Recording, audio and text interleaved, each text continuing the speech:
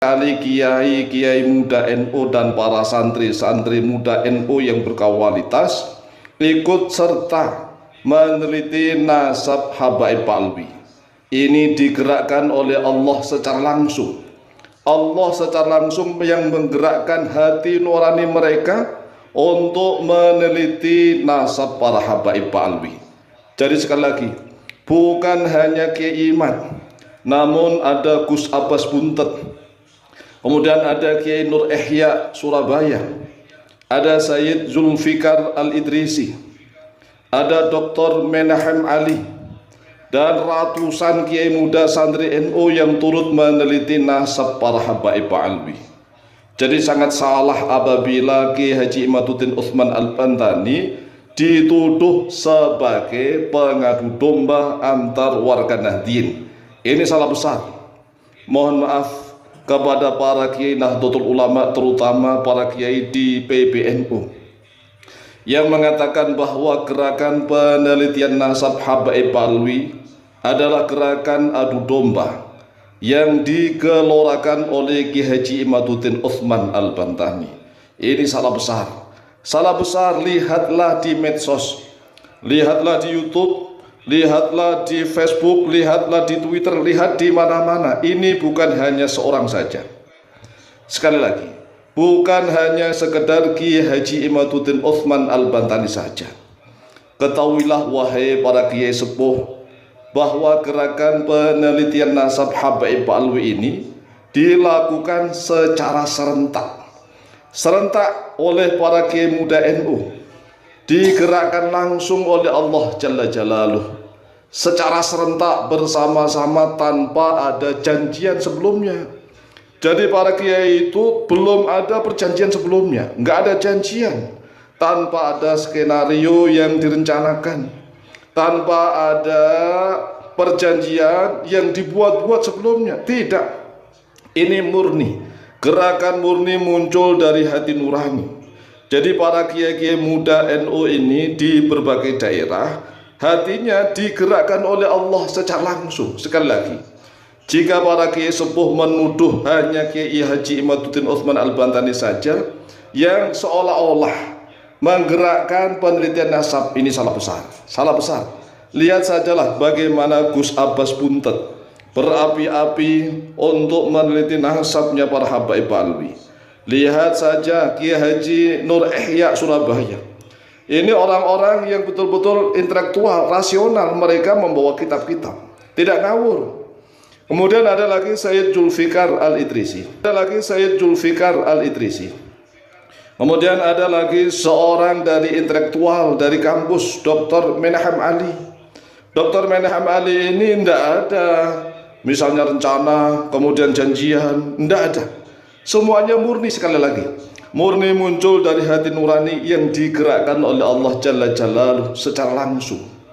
Gerakan ini adalah gerakan murni, sekali lagi, murni muncul dari hati nurani yang digerakkan oleh Allah secara langsung. Jadi Kiai Haji Imaduddin Utsman Al-Bantani itu enggak ada janjian sebelumnya dengan Gus Abbas Buntet, enggak ada janjian sebelumnya dengan Kiai Nur Ihya Surabaya, enggak ada janjian sebelumnya dengan Sayyid Zulfikar Al-Idrisi, enggak ada perjanjian sebelumnya dengan Dr. Menahem Ali, enggak ada perjanjian sebelumnya dengan tokoh-tokoh muda NU yang lainnya, enggak ada. Ini gerakan muncul, ini murni Allah yang menggerakkan. Sebagaimana gerakan Ahlus Sunnah wal Jamaah zaman dahulu, sebagaimana Imam Ghazali memiliki gerakan yang sama dengan gerakannya, yaitu Abu Hasan Al-Asy'ari dan Imam Maturidi. Walaupun Imam Ghazali itu nggak pernah jiplak, nggak pernah nyontek. Imam Ghazali berusaha murni, tetapi ternyata pendapat Imam Ghazali itu sama dengan pendapatannya, dengan pendapat para ulama Ahlu Sunnah wal Jamaah. Sama halnya dengan gerakan-gerakan para kiai muda NU ini. Jadi Kiai Haji Imaduddin Utsman Al-Bantani di Banten meneliti, Kiai Haji Nur Ihya Salafi di Surabaya meneliti, kemudian Gus Abbas Buntet juga meneliti. Tidak kalah juga Sayyid Zulfikar Al-Idrisi meneliti, kemudian Dr. Menahem Ali juga meneliti, dan masih banyak lagi para tokoh-tokoh muda. Dan sekarang ini muncul banyak sekali di YouTube, ya, para gus-gus muda, para lora-lora muda, lora yang dari Madura, banyak sekali muncul nih. Ini benar-benar gerakan yang muncul dari hati nurani. Sekali lagi, jika menyalahkan Ki Haji Imaduddin Utsman Al-Bantani seorang, ini salah alamat. Kemudian mengancam-ngancam misalnya akan memecat Ki Haji Imaduddin Utsman Al-Bantani, kami Al-Faqih Tamu Alim terpaksa angkat bicara. Tidak boleh seperti itu.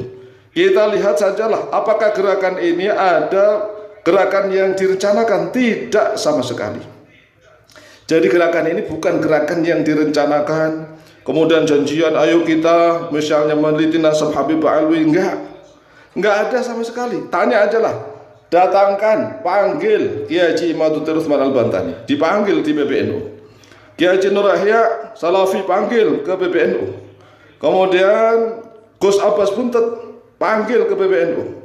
Dr. Menahem Ali panggil ke PBNU. Sekarang lagi ada kiai, ya, tetapi beliau ini kelebihannya tidak meneliti, yaitu kiai yang mantan ketua PWNU Surabaya, Kiai Marzuki Mustamar. Kiai Marzuki Mustamar ini juga tidak meneliti, tetapi mungkin beliau ini memiliki firasat yang sama. Kemudian beliau bergabung, dan masih banyak lagi lah nama-nama para tokoh muda dan Nahdlatul Ulama ini yang mengadakan penelitian. Dan misalnya nih, ada gerakan dari hati nurani seperti Bung Roma, Bung Haji Roma Irama, kemudian Dr. Mahfud MD. Ini semuanya muncul dari hati nurani. Jadi yang muncul para tokoh yang muncul dari hati nurani dan para tokoh yang meneliti nasab dipanggil satu-satu atau bareng-bareng gitu loh. Dipanggil bareng-bareng, kemudian diinterogasi, nggak apa-apa. Interogasi saja. Dan nanti akan muncul kebenaran. Jangan sepihak begitu, seenaknya sendiri menuduh para peneliti nasab ini sebagai pengadu domba, orang-orang tolol yang tidak punya ilmu. Ini namanya bukan pengayom. Nah, kalau pengurus PBNU seperti ini bukan pengayom, tetapi justru pengadu domba. Pengayom itu karena